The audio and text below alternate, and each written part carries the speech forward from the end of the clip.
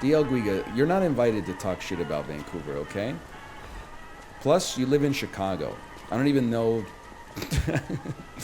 I don't know shit about Chicago, except the mafia, and, like, I'm not even saying the pizza is bad, but why are we deluding ourselves? Like, why embarrass yourself into getting into a debate about whether deep dish or New York pizza is the best? Like, can you just, you should really just be fighting it out with, like, Providence, Rhode Island for the second best pizza in America. I hate giving props to the New Yorkers because they do believe sometimes that they're like the only city in the world. But like, come on. You're not beating New York pizza with deep dish pizza, okay? It's not gonna happen. What else do they, what's the other thing, the other Chicago cuisines? Chicago dog has a spear of dill pickle on it. I'm pro that. It's a little weird, but I'm pro that. See, I would love to have more positive... Skyline Chili? Excuse me, Skyline Chili's from Cincinnati, you jokers. So anyone of you from Cincinnati, DL Guiga, back me up here. Motherfuckers think that Skyline Chili's from Chicago. What's funny is people from Chicago are like, bro, that's Cincinnati food. People from Cincinnati are like, yeah, that's our food. I'm not American enough to get this. Mein Face Wenn Das Streamer says that Berliner Wurst comes from Frankfurt and Frankfurts come from Wien and Wieners come from Berlin. Oh mein Gott. Sorry, I tried to make it... 3 legally distinct, visually and flavor identical sausages. It was hard to come up with, honestly.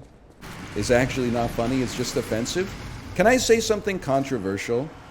We took it too far in like the mid-2000s with offense.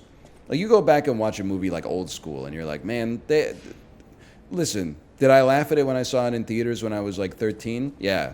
Did I laugh at it when I watched it when I was 31? Yeah, but I was like, they shouldn't be saying that.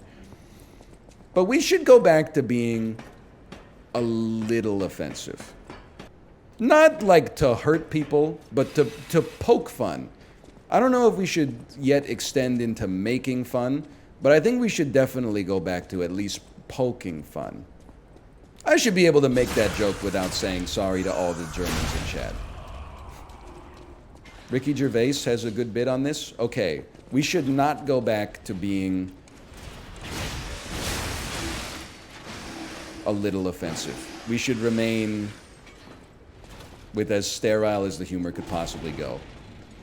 I kind of, it depends on this. Listen, I recognize I'm coming from a place of privilege on this.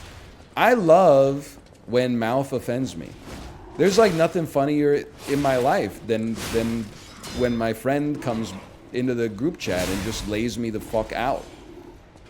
That's funny as hell. That's way funnier than like some kind of pun on like, hey, did you know that like, it's funny because naan is also a kind of bread. And I'm like, I fucking get it, Shakespeare.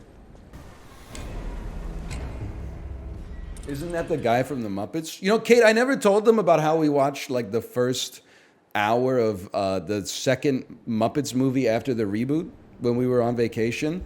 And I think that I'm not like a Muppets guy. I've just never really been exposed to them that much, except as a kid I did see Muppet Treasure Island and Muppet Christmas Carol in theaters, but I was like 7, right? So I didn't really, I laughed, but I was mostly just because it's puppets. We watched Muppets Most Wanted. They go on a world tour, right? They go to Berlin, and they're playing at a little hole-in-the-wall concert venue. And outside, because it's in Germany, you got to know this part, outside of the venue, the sign says, Die Muppets. And then the 2 old dudes says, looks like the reviews came out early. I was like, I laughed for like at least 2 minutes straight. It's just the perfect joke, man. It's got everything. Okay, here we are, guys. The Hole in the Wall Club. Die Muppets? Looks like they put the reviews up early. Yeah, or is that the suggestion box? Oh. What was the? There was a second line they had too that I forgot about. Oh, that it was. Looks like the reviews came out early, and then they laughed, and then they said either that or they accidentally put the results of the comment cards on the sign or something like that. And I was like, man, they still got it. They might be old, but they still got it. Either that or they've been reading the comment cards. Oh man, go watch the first half hour of Muppets Most Wanted. It does have Ricky Gervais in it. Your mileage may vary on that. He does have a song about how God is not real.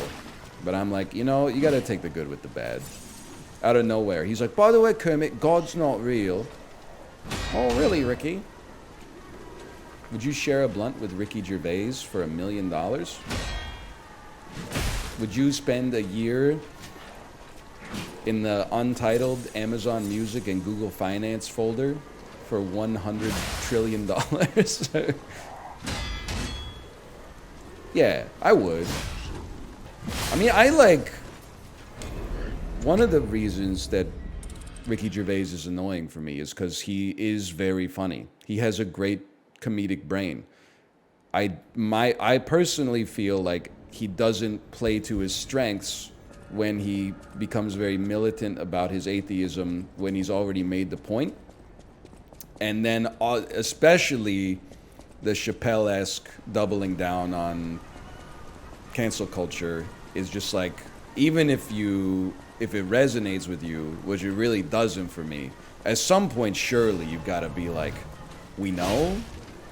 Like, we heard this one before, can you... But like, one of the... I didn't see the whole last... I don't even know if it's the last special, but it's the one that's like literally called Triggered. I remember, like, every joke was like, and then some nobody was fucking mean to me on Twitter, right? And I just, and it's just like that for 45 minutes. And I'm like, you don't need to give these people the attention if like this is what's, like you're famous and they're nobodies. Like, why are you dedicating your limited Netflix time to like a random person said like, you're ugly? Like, it just doesn't make sense. Like, I think you can be offensive and funny. I mean, that's not even close to controversial. Like, the Shane Gillis special, I thought it was really funny. It was also quite offensive. Like, there were parts of it that I was like, that's too far. But then there were parts of it that I was like, that's one of the funniest things I've heard in a long time. So he's kind of like, he's skirting the line, which must have been hard for him because I know he's one of Joe Rogan's friends. So he showed a lot of restraint. I can get down with like some of that stuff. It's just when it's like, I mean, I'm not even like a stand-up comedy guy necessarily, but the last like 3 Dave Chappelle specials, there's like 15 minutes where you're like, he's still got it, and then you're like, shut the fuck up, please come. We know. We know you're like courting controversy at every single one, and then people are like, I don't agree with you, and then you're making like another special about how people are mean to you when they don't agree with you, and I'm like, it's fucking that could we just go back to Killing Them Softly or something, man? It's crazy. We're really gonna do this again? We're gonna do another 120-minute. Comedians are the modern day philosophers of our times, and we're just gonna, the first like 30 minutes you're gonna be like, wait a minute, holy cow, Dave's back. The last 90, he pulls out the stool, lights a cigarette. You're like, oh, here we fucking go, man. Here we go. Oh, no. Says something like, let's talk about something.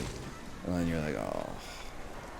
But like the Ricky Gervais stuff, someone in chat nailed it, in my opinion, which is they said that he doubled down on the worst aspects of himself. He doesn't, in my opinion, the parts of himself that he feels are his strengths, I actually feel are his weaknesses and best used with modesty.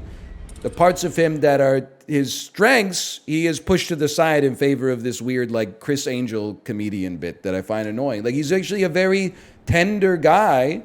You can tell from the shows that he's written. not so much The Office, but The Office, the UK Office is genuinely like, I know this is an overused statement, but it's like the American Office on steroids. It's like if you like cringe humor and you haven't seen the UK Office, you gotta, first off, it's 8 episodes long. As they say, it's the longest British television program ever made. It's very good. Peep Show's pretty cringy too. It's been a while since I've seen it, but it's up there. Probably one of my favorite shows of all time. Is that? I mean, How I Met Your Mother is #1 for life. Nothing's ever touching that. Not unless they create another Barney Stinson, which is not likely because he's one of a kind. I don't know why, but like one of the only things I remember about Peep Show is, and it's like a "that's so me" moment, which I'm sure everybody has when they watch it. But when he finally, I forget the name of Olivia Colman's character that he's like in unrequited love with forever, but he finally like gets her alone and is gonna make his move, and he puts on Das Boot, and it's like.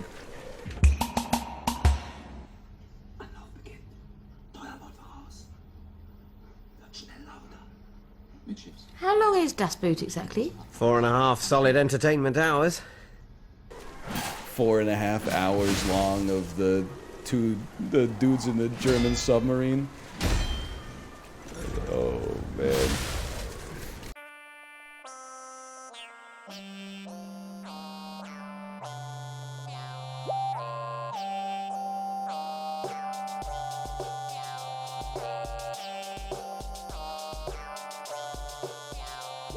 Susie Screw had a partner named Sasha, Dumper. I remember her number like the summer. It was her and Susie, yeah, they threw a slumber. Party, but you could not call it that because it was slumber. Well, it was more like spending the night, 3 in the morning, yawning, dancing under street lights. We chilling like a villain and feeling right. In the middle of the ghetto in the hood, but in spite. Although the bull S, we're on our backs staring at the stars above. Talking about what we're gonna be when we grow up. I said, what you wanna be? She said, alive. It made me think for a minute, then looked in her eyes. I could have died. Time went on. I got grown. Rhyme got strong. Came back home. Fine little Sasha was gone. Her mama said she was the dude that was treating her wrong. I kept on singing my songs and hoping at a show that she would one day be standing in the front row. 2 weeks later, she got found in the back of a school with a needle in her arm. Baby, 2 months due. Sasha Thumper. It's like that, yo. I love who you are, love who you ain't. You're so Anne Frank. Let's hit the attic and hide out for about 2 weeks. Bruh.